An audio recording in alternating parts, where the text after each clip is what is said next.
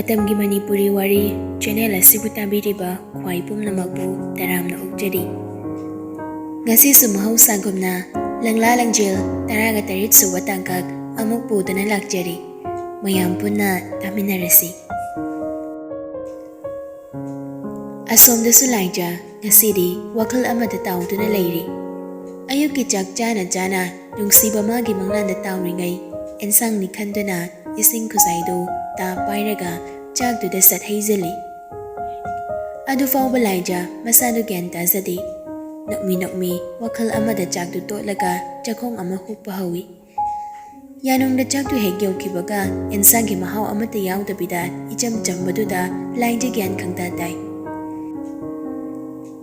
Janglokduda mamitu khangengeng tharai. Pukhamda yauriba jakdu ising mayayda tauduna leirami. Laijadu adu ubada khangpre khangi. Piri tauraga machinda tapna sonjarai. Pelo ko, he God, nang pelo haiside. Ay bunahana nungsiba masa khanghalamnadi aina mondrang amada tauraga leirise leikidroba. Hawjik khakda khanghalabανina kari sarise yengone chakase ising loina haijileba. Asi hairaga ngaihak amuk ungduna lei. Ngaihak leiraba matung punsibada amuk chekhalai. Damsa nang su apang ni he. Angang ay nang muyam nungsiyena kung haramnadi ay su gyan tama yaydana. Adu di nate. Nang ama faridori ko ay bo pung away ngongan ba. Asi hairaga laijado kari khalakpo na khangde. Jakjaramagi kolik do sat ushilaga kung kut hamdoi. Aduga punsiba na yausangda naibikiba red machugi furitu ama litli. Aduga lingjel mama na bibiba yellow machugi panig dumasetli. Aduga mingsel mamangduda tafing chensilaga mingsel du yingjay. Laijadu awat pa ama layri khan manara.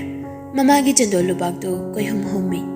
Aduga jandol do lauraga kubak mayayduda ising yamlap hapaga jandol do mahilang na noiraga makut anido na noiraga mamayda tay shili. Jero lipstick to amog kamag jumal do da susangli. Samhada na mingsel do da yinglaga machinda so tap na solai. Ay say phadi phasawa jani ko. Ngahan kay kidabagi khangdaban. Ngasi kitang kibasidane phasaba maitong say lot phek tayarak deba. Phan hek da jong thori.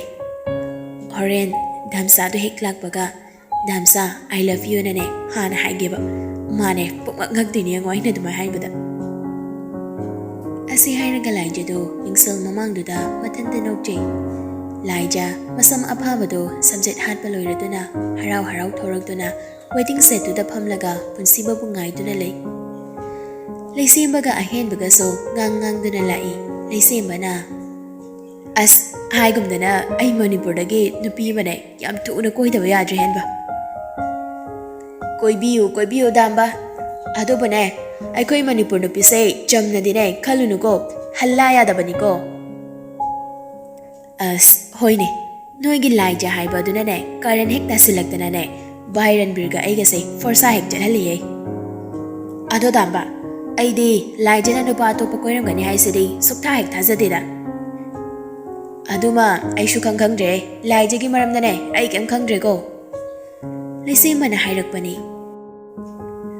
Ahenba na wari pumba laysimba da lirami. Wari do taraga laysimba nagfet tawraga. Wari do natakpaday. Laija na so bay punsiba bo nungsiba pokpadong na tawine. Kana dehen ba? Tabak pay katsise. Ado ni damba, tabak hausi. Dajaw na laija bo kanjaba koy rabani.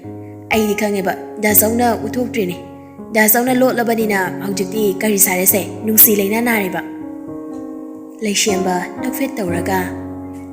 Mani, chumi, inaw na haibasay yam chumkreda. Damba, ay koy di achum ngagda haibani. Ado damba, nang kay dong ay jangdoy no. Laysimba nuklamba minog do kangan hanjilaga yam nungay tana. Ngasi, that 17 na draw. That 22 da Thoibi jalane. Ahen basu nungay tana. As nungay tiya damba. Sumlay minaram laga chatkido isi. Ay sunungay tida. Manipurda yam layning. Adobo upay layte. Kay upay laytri na ba? Ako'y asang yam na layside. Ado damba matam khara leiraga phat paithurauko. Hoi paithorake. Asumna ngangna lakpana thong sapham du yauri. Lise mana yam haisingna akoi baduda chetlaga yengi. Thong sariba sinmi singduga so ikoi koina dana wari watai sanai. Aduga magi oiba mod so phumdu I. Lise bagi yam haisingwa matawdu ubada ahen badi punga I. Asumna ngahaging lamlaga anido hangchik langbo oina punsibana hairakpagi matung ina waiting set lomdo oina lai. Lain jaso waiting set ki phambam duda famlaga makong anido yantharaga makong du kaw duna sanaraga leibadu ubada ahen bana. Asidani ne aina ne nupa koina bamandrise. Lise maso phat yengi aduga yam thuna phone set loktuklaga photo ama phat kabi aduga punsibada phat thai. Hai gumdana henba asigi angangse nupa koiba mandeda yam chamba mandro. Ahen baga lise baga lakpadu ubada lainju phok hogalaga anidu ki tungduda punsiba lang prahaiduna makok tu chip tharaga yengi. Punsiba udabaduda lai jaso tahana. Dadanya damsado gari manungda lehobra. Ahen bangakna nangise akoi da chawba ngairi ro. Ngairi ni kaino ngasai digi ngairi ni. Ado damsado gari manungda lehobra haraga. Lise madi phone puthoklaga video kanna namli. Ahen ba thawa sadana kumlai. Lehaude he ngasi da chawba lakte. Da zawbadi matam kharadi laroi haire. Laija sakpam du khangan hanjile. Piri ga tawraga. Ado dada damsado ai hidak phajana chai naba pharena ne amta tambiu ko. Asi hairam laga laija mapi ira cheladuna yam thuna phat laithoga chatki. Ani duso tumin laija ki matawbu ngakna yengduna lehawi. Ahen basu laija da munna yenglaga. As karino tawrise bo aine ai ko ka ngaujai he. Hoine henba laija ki maong se maong amani ko kana de henba laija ki wakal se pasana khangduga ne ani se amukta yana hanse. Hoi damba angka folta da base mi si banane han batare. Asom de laija so phamung da kakalaklaga mamai do mon da upsilaga kapi. Nungsiba ma bu ngaijabani adugo ngairi ba mahak di lagdrabada ujaning ba ma bu uba phangdrabada nauna mayol chungkhalakliba nungsiba karino mapung phana khangjaba ngamjadriba laija ki thamogi ihuldo ngasidi phajin ba ngamdana tingthaba haurai. Laija kapna Damsa nang laari haido kahino nang law tabado ai amna kapninge damcha nang aingonda sauri ra damcha aingonda sauram ganu ko ai lam hendi e aseng bane ai na ai sing labani ko aingonda lanu khanbinu ko aishu damcha bo yamna nungsiye. Tanjadu da anjuga lingjal ga salai madam chupada noklaga talaiba laijana hik tana kapaga leirambado ubada ani do so chenselai. Ani do phamung da ka khalaklaga anjuna laija kaigino kapide. Anjuna dumaina hanglakpadu da amuka hena pukning nungsirakpa male. Laija do makol hongna kapkalai. Lingjel laija ki masado nanbiraga. Yare se khara kapadi nang kaidawre habano. Nangidamagda aikoi mayam leirisidi kanana nangonda usit hawoidabano hayuse masamdo khudang selagane amta phoidatkeba. Laija kapna mamaido tapna haigalaklaga lingjel yengladuna. Lingja aise ai kapatukhlage boko ado nang chanbiduna damsagi masamdadi phoibiganu ko. Laija ki ipang na hairakpa wadu tabada lingjel ka anjuga do ngakna yengnei. Laija so makha tarai.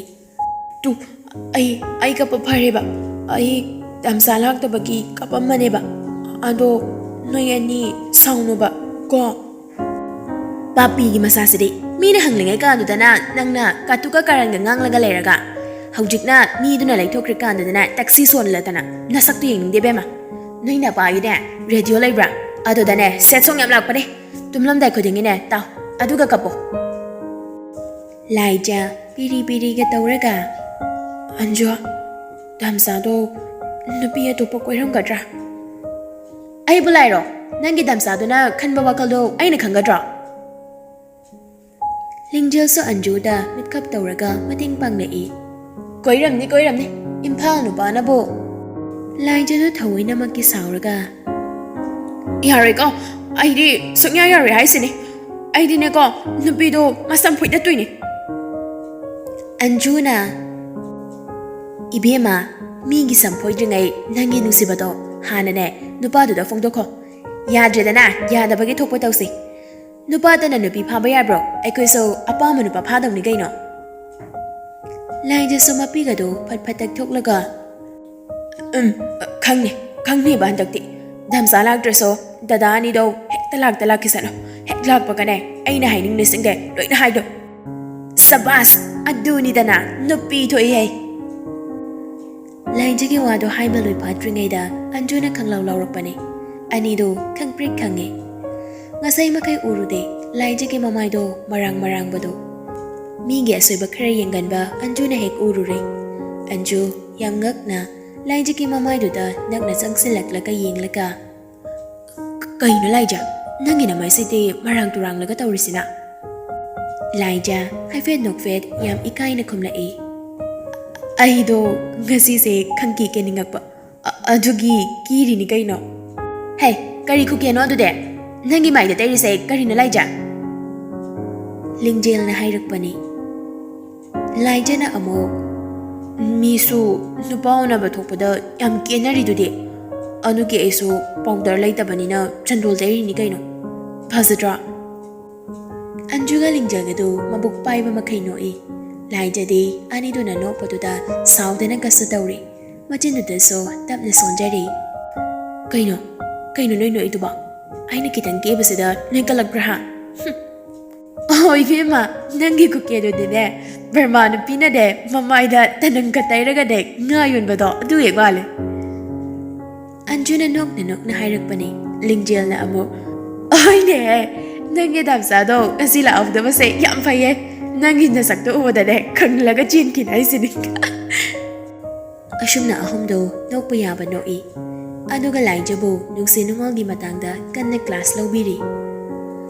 Asom the Punsibaso, they seem when a tarak photo to Ying Laga, Momo Nokjay, Aduga Majindu the so, Tapna Sonjay. Kaino Manato Shibo. Kananga Risana. Aya, lipstick sangine. Kaino Mamaisi the Dairishina. Punsiba no betaway, Nahaga Mukjab Lepi, no Clumbus Apamdo, Among Hanjele. Asukam Nanuk Shirishibo, Garigino. Angang, Nangsi, Mina Han driver, Kangna. Hindi nang bu nuksibase sumsum hingale kahino khangdi thamoi se marolo le nang bu mi gi oheningdi ai khaktagi oiningi Dendia de Nancy ga de tuga punsibagi kada lembi ga loina na changlai lembi na sana nang mama koi se nang na bang bala ine he Punsiba do fondo nakanda thamlaga nokfet tamak tawrai lembi na Nancy chocho sanagi manaksida phamlorojo Nancy de harau punsiba gi phamu machi duda tapna phamtharai lembi ga ritu ga so sophandu da phammi ritu na sana icha nai da badane imadi pakhatana lagli banine natti nangbo haujiku kamdaurage nasadu bo kharaga nungairabo Punsiba yam tanna, kumningda, kumda yadavagi ma ongda kumlai. Kanana imada, nine hijelino. I guess you do da, fever kitang dogane. Rituna kumbanang dringay, Nancy na fat kumlai. Ano manama kong da brane? Nancy, punsiba da onsilaga. Punsiba, kay nungay juno, si, hira ose, ay anabahang bala ini. As, Nancy, I guess you don't haraga. Nangi, tiny gimarado, out of 100. Nancy no fit the raga. Henry, I na pama fang drifo, Dokidori 80. Kibu kijarida. Ani dugi mataudu obada lembi ka ritugadi tho ase haiduna ingit taunari. Lembi na Nancy nang haktang phamlamuko nama gaiga chalo lukige. Ahayima. Asumna ani du thokre Nancy di wari adum sai. Ponsi basu kumningda anum komi. Ngai haktang wari sanaraba matung Nancy khangtok lage matagom. Ponsi ba nang fondo amta piro. Aigi fondo kadai da tahorabuna khangre. Beg ta sayaramtre. Yumda lehobrana amti yengi. Ponsi wasu kaishu khandana phone du pire. Nancy phone du lauraga set yengbada wallpaper da habliba langje ki photo du ubada mamit ani du khuzillaga munna yengi.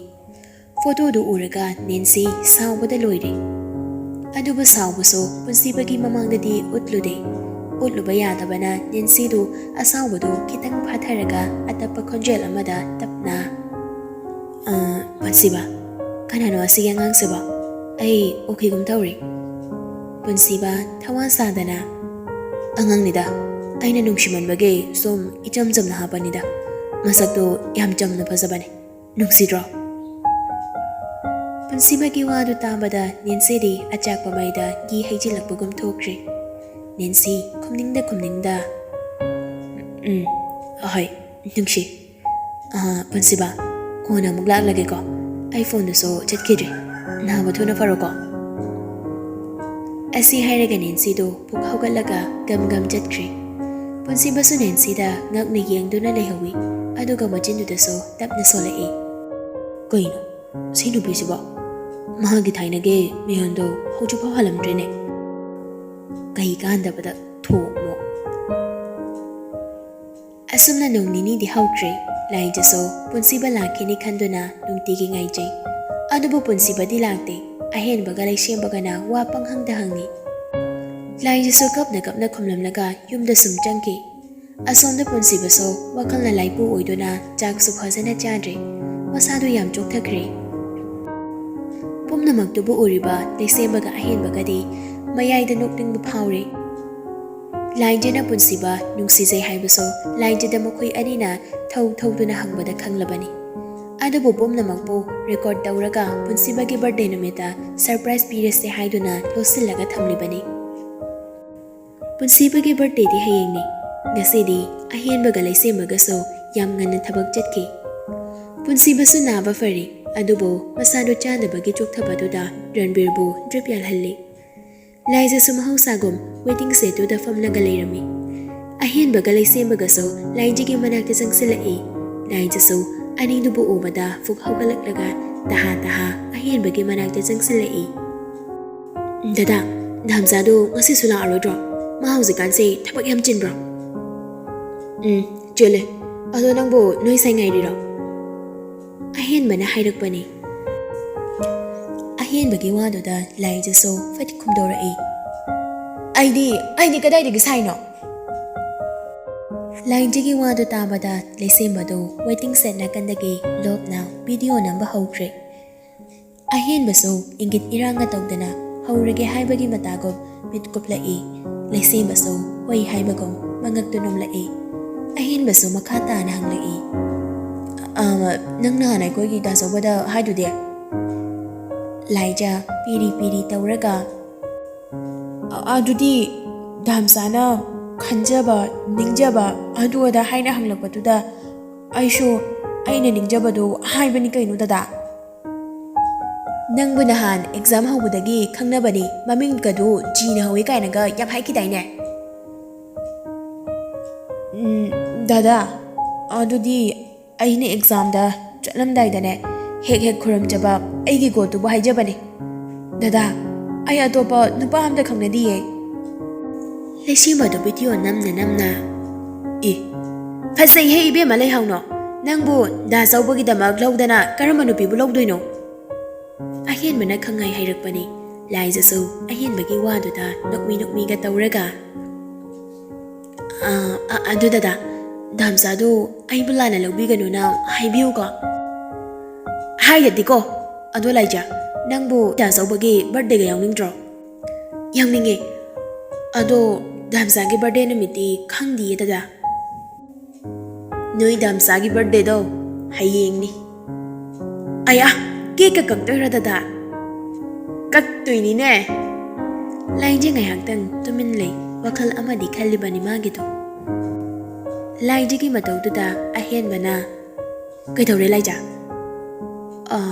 ꯗꯗꯥ ꯑꯗꯨꯗꯤ ꯉꯥꯏꯍꯥꯛꯇꯪ ꯉꯥꯏꯕꯤꯔꯝꯃꯣ ꯉꯥꯏꯒꯦ ꯂꯥꯏꯖꯗꯣ ꯃꯥꯒꯤ ꯍꯧꯅꯕꯤ ꯀꯟꯅ ꯃꯌꯨꯝꯗ ꯆꯦꯟꯁꯤꯟꯈꯤ ꯁꯕꯥꯁ ꯗꯥꯝꯕꯧ ꯑꯩꯅ ꯍꯥꯏꯗ꯭ꯔꯣ ꯂꯥꯏꯖꯁꯦ ꯅꯨꯄꯥ ꯀꯣꯏꯔꯝꯗꯧ ꯃꯥꯟꯗꯦꯅ ꯑꯩꯈꯣꯏ ꯗꯥꯆꯧꯕꯁꯦ ꯇꯁꯦꯡꯅ ꯅꯨꯡꯁꯤꯕꯒ ꯃꯥꯜꯂꯦ ꯍꯩ ꯂꯩꯁꯦꯝꯕꯁꯨ ꯂꯥꯞꯇꯛꯅ ꯑꯩꯗꯤ ꯅꯍꯥꯟꯅ ꯃꯥꯜꯂꯦꯗ ꯑꯩꯈꯣꯏꯅ ꯄꯨꯟꯁꯤꯕꯗ ꯍꯥꯏꯗꯕꯒꯤ ꯋꯥꯅꯤ ꯑꯍꯣꯏ ꯗꯥꯝꯕ ꯍꯣꯔꯦꯟ ꯑꯍꯤꯡꯗꯤ ꯗꯥꯆꯧꯕꯗꯣ ꯂꯥꯏꯖꯒꯤ ꯚꯤꯗꯤꯑꯣꯗꯣ ꯌꯦꯡꯍꯜꯂꯒꯅꯦ ꯕꯔꯊꯗꯦ ꯕꯣꯏ ꯑꯣꯏꯍꯟꯁꯤꯀꯣ ꯇꯧꯁꯤ ꯑꯁ ꯏꯍꯦꯟꯕ ꯑꯩꯗꯤ ꯉꯁꯤꯁꯦ ꯀꯣꯛꯇꯒꯤ ꯄꯣꯠꯂꯝ ꯑꯃ ꯊꯥꯡꯊꯈꯤꯕꯒ ꯆꯞ ꯍꯦꯛ ꯃꯥꯟꯅꯩꯗ ꯑꯩ ꯌꯥꯝ ꯍꯔꯥꯎꯏ ꯍꯩ ꯍꯦꯟꯕ ꯀꯔꯤꯒꯤꯅꯣ ꯈꯪꯗꯦ ꯚꯥꯏ ꯄꯨꯟꯁꯤꯕꯒꯤ ꯑꯋꯥꯕꯁꯦ ꯑꯩꯉꯣꯟꯗꯁꯨ ꯐꯥꯎꯕꯒꯨꯝ ꯇꯧꯏ ꯑꯩ ꯇꯁꯦꯡꯅ ꯃꯥꯒꯤ ꯑꯋꯥꯕꯁꯦ ꯌꯦꯡꯕ ꯉꯝꯗ꯭ꯔꯕꯅꯤ ꯑꯁꯣꯝꯗ ꯂꯥꯏꯖꯁꯨ ꯏꯃꯨꯡꯗ ꯆꯪꯂꯛꯏ ꯋꯥꯈꯜꯗꯅꯤ ꯑꯩꯕꯨ ꯗꯥꯝꯆꯥꯗ ꯒꯤꯐ ꯑꯃꯇꯪꯗꯤ ꯄꯤꯅꯤꯡꯉꯤꯗ ꯄꯩꯁꯥꯁꯨ ꯂꯩꯇꯦ ꯑꯩꯗꯤ ꯀꯔꯤ ꯄꯤꯅꯤ ꯇꯧꯔꯤꯁꯤꯗꯤ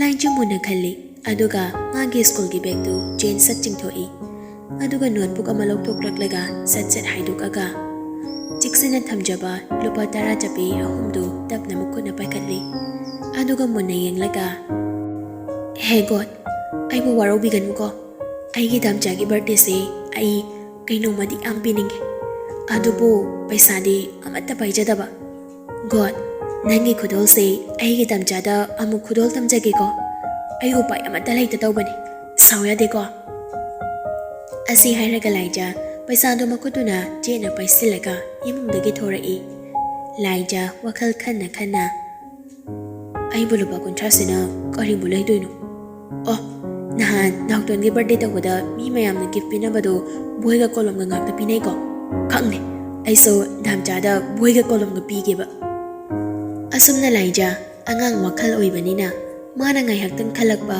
ꯋꯥꯈꯜꯗꯨꯅ ꯂꯨꯆꯤꯡ ꯑꯣꯏꯗꯨꯅ ꯗꯨꯀꯥꯟꯗꯒꯤ ꯅꯣꯠꯕꯨꯛ 10 ꯄꯤꯕ ꯑꯃꯒ ꯄꯦꯟ 10 ꯄꯤꯕ ꯑꯃꯒ ꯂꯩꯔꯤ ꯑꯗꯨꯒ ꯗꯨꯀꯥꯟꯗꯨꯒꯤ ꯃꯃꯥꯡꯗꯨꯗ ꯅꯤꯡꯒꯥꯡꯒ ꯐꯝꯂꯒ ꯅꯣꯠꯕꯨꯛꯇꯣ ꯍꯥꯡꯗꯣꯛꯂꯒ ꯑꯍꯥꯟꯕ ꯂꯩꯃꯥꯏꯗꯨꯗ ꯀꯔꯤꯅꯣ ꯌꯥꯝ ꯈꯟꯗꯨꯅ ꯏꯔꯤ ꯃꯥꯅ ꯍꯥꯏꯅꯤꯡꯂꯤꯕ ꯋꯥꯗꯣ ꯏꯕ ꯂꯣꯏꯔ ꯃꯥꯜꯂꯦ ꯑꯍꯦꯟꯕ ꯍꯣꯏꯒꯤ ꯃꯅꯥꯛꯇ ꯑꯃꯨꯛ ꯀꯟꯅ ꯆꯦꯜꯂꯛꯏ ꯂꯥꯏꯖ ꯑꯍꯦꯟꯕꯒ ꯂꯩꯁꯦꯝꯕꯒꯒꯤ ꯃꯅꯥꯛꯇ ꯆꯞ ꯂꯦꯞꯄꯤ ꯂꯥꯏꯖꯗꯨ ꯆꯦꯜꯂꯛꯄꯒꯤ ꯁꯣꯔꯒꯁꯨ ꯊꯕꯦꯠ ꯍꯣꯜꯂꯤ ꯑꯍꯦꯟꯕꯅ ꯂꯥꯏꯖꯅ ꯅꯣꯠꯕꯨꯛꯀ ꯄꯦꯟꯒ ꯄꯥꯏꯕꯗꯨ ꯎꯕꯗ ꯂꯥꯏꯖ ꯅꯪ ꯇꯨꯏꯁꯟ ꯆꯠꯇꯣꯏꯔꯣ ꯆꯠꯂꯣꯏꯗ ꯅꯣꯠꯕꯨꯛꯀ ꯄꯦꯟꯒꯁꯤꯗꯤ ꯗꯥꯝꯆꯥꯒꯤ ꯕꯥꯔꯊꯗꯦꯒꯤ ꯒꯤꯐꯅꯤ ꯑꯍꯥ ꯑꯁ ꯁꯤ ꯌꯧꯔꯗꯤ ꯑꯍꯦꯟꯕ ꯑꯩꯅꯦ ꯚꯤꯗꯤꯑꯣ ꯀꯣꯜ ꯇꯧꯔꯅꯤꯍꯦ ꯅꯪ ꯂꯤꯂꯥ ꯍꯧꯔꯣ ꯁꯔꯄ꯭ꯔꯥꯏꯖꯀ ꯇꯣꯛꯑꯁꯤꯍꯦ ꯂꯥꯏꯖꯗꯤ ꯂꯩꯁꯦꯝꯕꯅꯒ ꯍꯥꯏꯔꯤꯒꯗꯣ ꯒ꯭ꯌꯥꯟ ꯇꯥꯕꯤꯕ ꯅꯠꯇꯦ ꯑꯍꯦꯟꯕꯁꯨ ꯇꯧꯔꯒꯦ ꯃꯇꯥꯒꯨꯝ ꯂꯥꯏꯖꯗ ꯋꯥꯍꯪ ꯍꯪꯕ ꯍꯧꯔꯛꯏ ꯂꯩꯁꯦꯝꯕꯁꯨ ꯄꯨꯟꯁꯤꯕꯗ ꯀꯣꯜ ꯇꯧꯏ ꯄꯨꯟꯁꯤꯕꯁꯨ ꯄꯥꯏꯈꯠꯂꯛꯏ ꯚꯥꯏ ꯀꯩꯅꯣꯅꯦ ꯚꯤꯗꯤꯑꯣ ꯀꯣꯜꯒ ꯇꯧꯔꯛꯏꯁꯤꯕꯣ ꯚꯥꯏ ꯑꯦꯗꯚꯥꯟꯁ ꯕꯥꯔꯊꯗꯦꯒꯤꯅꯦ ꯒꯤꯐ ꯑꯃꯇ ꯄꯤꯔꯒꯦ ꯌꯦꯡꯉꯨꯀꯣ ꯁꯔꯄ꯭ꯔꯥꯏꯖꯅꯤ ꯍꯣꯏꯅꯦ ꯂꯩꯁꯦꯝꯕꯅ ꯐꯣꯟꯗꯣ ꯂꯥꯏꯖꯒ ꯑꯍꯦꯟꯕꯒꯅ ꯋꯥꯔꯤ ꯁꯥꯟꯅꯕꯗꯨꯗ ꯌꯦꯡꯍꯜꯂꯤ ꯑꯍꯦꯟꯕꯅ ꯑꯗꯣ ꯂꯥꯏꯖ ꯅꯪ ꯑꯩꯈꯣꯏ ꯗꯥꯆꯧꯕꯁꯦ ꯅꯨꯡꯗꯤ ꯅꯨꯡꯁꯤꯕ꯭ꯔꯣ ꯂꯥꯏꯖꯗꯣ ꯏꯀꯥꯏꯔꯞ ꯇꯧꯅ ꯅꯣꯏꯗ ꯍꯥꯏꯕ ꯏꯀꯥꯏꯖꯩꯗ ꯑꯩꯈꯣꯏ ꯗꯥꯝꯆꯥ ꯂꯥꯛꯑꯒ ꯑꯗꯨꯝ ꯍꯥꯏꯖꯔꯒꯦ ꯂꯥꯏꯖꯒꯤ ꯋꯥꯗꯨ ꯇꯥꯕꯗ ꯇꯨꯝꯂꯒ ꯂꯩꯔꯝꯕ ꯄꯨꯟꯁꯤꯕꯗꯨ ꯄꯨꯛ ꯍꯧꯒꯠꯂꯛꯏ ꯂꯩꯁꯦꯝꯕꯁꯨ ꯌꯦꯡꯕ ꯅꯨꯡꯉꯥꯏꯇ꯭ꯔ ꯃꯥꯜꯂꯦ ꯐꯣꯟꯗꯨ ꯂꯥꯏꯖꯒꯤ ꯃꯃꯥꯏ ꯃꯄꯥꯗꯨꯗ ꯊꯥꯡꯖꯤꯜꯂꯛꯏ ꯂꯥꯏꯖ ꯐꯣꯟ ꯊꯥꯡꯖꯤꯜꯂꯛꯄꯗꯨꯗ ꯉꯛꯅ ꯂꯩꯁꯦꯝꯕꯗ ꯌꯦꯡꯂꯒ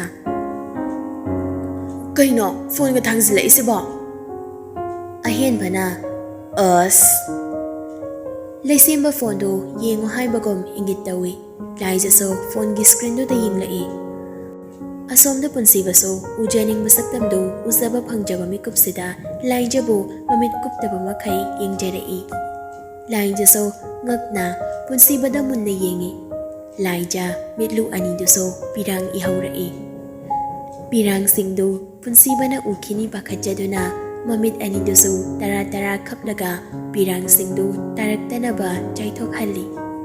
Laija nokmi punsibada yam nungsina yam munna yingduna atappa khonjel amada tapna taplapna kaujarei. Damcha punsibasu yam nungsina hawo ahenbadu karan haurei. Romance haureko. Laija punsibagi masadu haifet yenglaga. Damsa nang hakchang nungaidabra mayeng tama male. Punsiba nokmi kashu tawdi ado nangbu naba pharaba. Bhareda koire phaba. Ado damsa nangi hayeng birthday ni hayi dahen bana chumbra. Punsiba kumlakte laija bu nungsi mandana wangang wa phawba kaukri. Haibagum mangagtunom na e. Ado keka kaktura damsa. Punsibado nupa oijaraso mapido tarai. Ado ga nokfit tawraga nokmi laijigi pau kumpira e.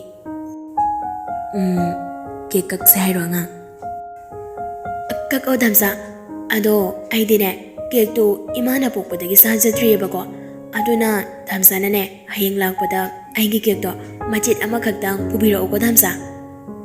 Laijigi wadu tabada lesimaga ahenbaga do phak no e.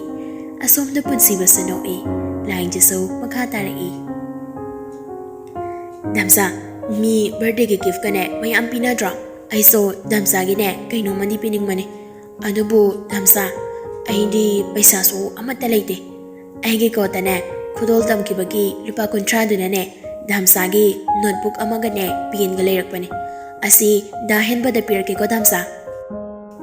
Asi hairaga laija notebook ka pen gado tanggalagtuna punsibada utle. Somda punsibadi laijagi matawdubu yenglaga nungsiba na ngauraduna munna yengduna lay.